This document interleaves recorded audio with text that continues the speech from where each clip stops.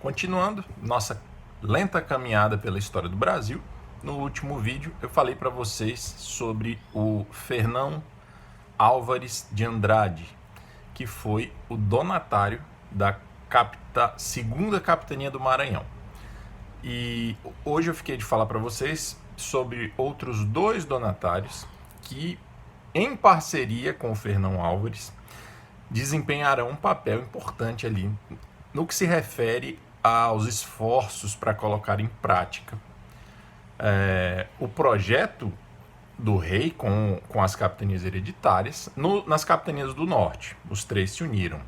Então, o Fernão Álvares de Andrade era donatário de uma capitania, a segunda do Maranhão, e hoje eu vou falar dos outros dois. Um deles eu já falei dele aqui, tem um vídeo no canal sobre ele. Ele é um grande linguista, historiador, cronista, enfim, um grande escritor português do século XVI, que é o João de Barros. E o outro é um navegador mais desconhecido, chamado Aires da Cunha.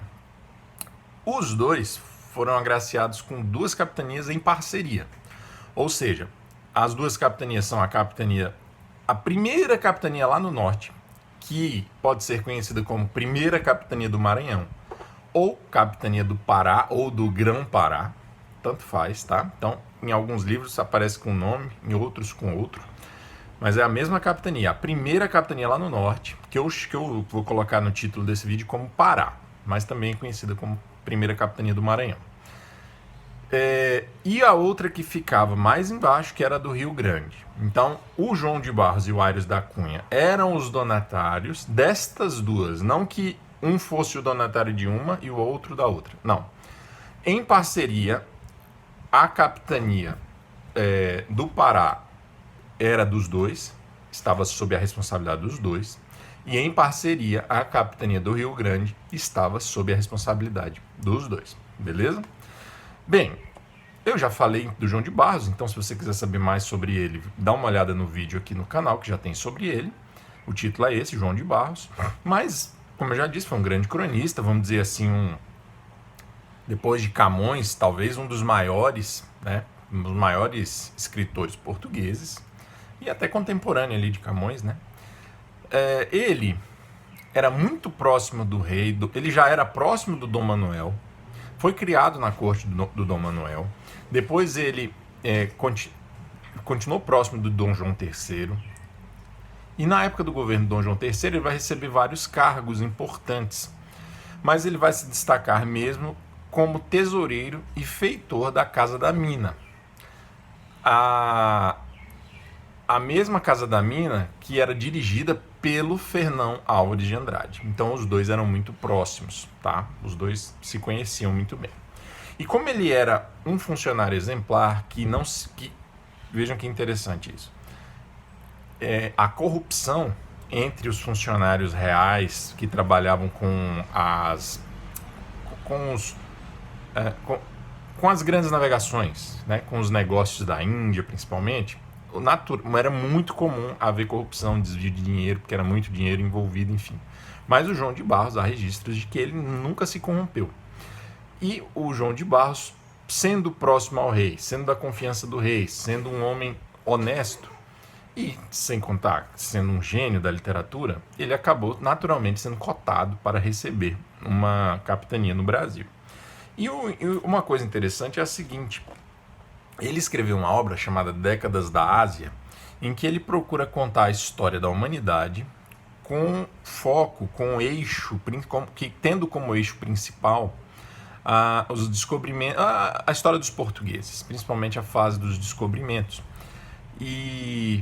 Ou seja, ele era um profundo conhecedor de todo o desenvolvimento histórico daqueles empreendimentos marítimos. E engraçado, chega ali no início da década de 30, ele opta, como conhecedor profundo da Índia, ele opta pelo Brasil.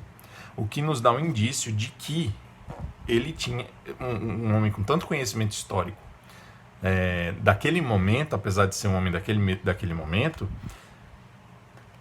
parecia fazer muito sentido, mesmo naquele momento, que o Brasil era o futuro de Portugal, como de fato se tornou depois. Ou, em outras palavras, parecia que a Índia estava já em declínio. Os negócios portugueses na Índia, havia muita concorrência, muita disputa com outros países. Então, ele, que era um cara inteligente e atento, percebeu aquilo de antemão e já voltou seus olhos para o Brasil, recebendo uma capitania do Dom João III.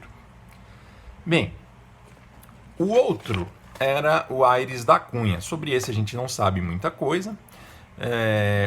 Há registro de que em 1523 ele já era um navegador experimentado, portanto uma década antes de receber a capitania. Se ele já era experimentado uma década antes, significa que ele era um navegador muito experiente já em 1523. Ele se destacou como alcaide-mor. Alcaide é uma espécie de prefeito, então ele era um governante majoritário não é a palavra, ele era um governante, o maior, né? Mor é isso, maior. O maior governante em Malaca, ou Malaca. Ele chefiou uma esquadra guarda-costas nos Açores, né? Vocês sabem o que é a esquadra guarda-costas, uma frota guarda-costas, que foi para proteger o litoral, proteger as ilhas dos Açores. E em 1532 ele foi cotado, junto com o Duarte Coelho, que também era um grande navegador, para vir ao Brasil expulsar os franceses da feitoria de Igaraçu.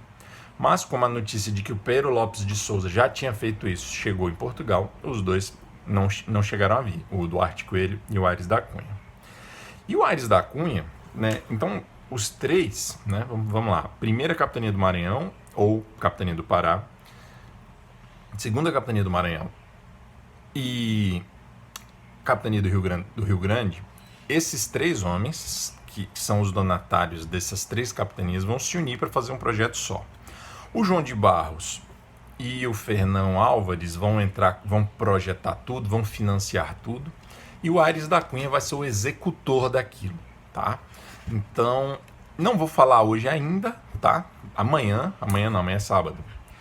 Segunda-feira, então, eu vou gravar um vídeo sobre essa expedição, grande expedição de colonização do norte do Brasil, idealizada e executada por esses três homens, e a gente vai ver, vocês vão ver que é uma história muito interessante, tá bom? Bem, essas duas capitanias que eu estou falando hoje, a do Pará e a do Rio Grande, tinham, só de costa, elas tinham 150 léguas, isso é quase 1.000 quilômetros, só para vocês terem uma ideia. E eles tinham grandes planos, como eu disse no vídeo anterior, eles tinham grandes planos não só de tomar posse efetivamente daqueles territórios ali para o Brasil, para Portugal, mas como planos de conseguir atingir o Eldorado, a região de grandes riquezas de ouro e prata que ficava em direção aos Andes, tá bom? Vamos ver como é que eles vão sair nessa empreitada inglória, tá bom? Um abraço para vocês.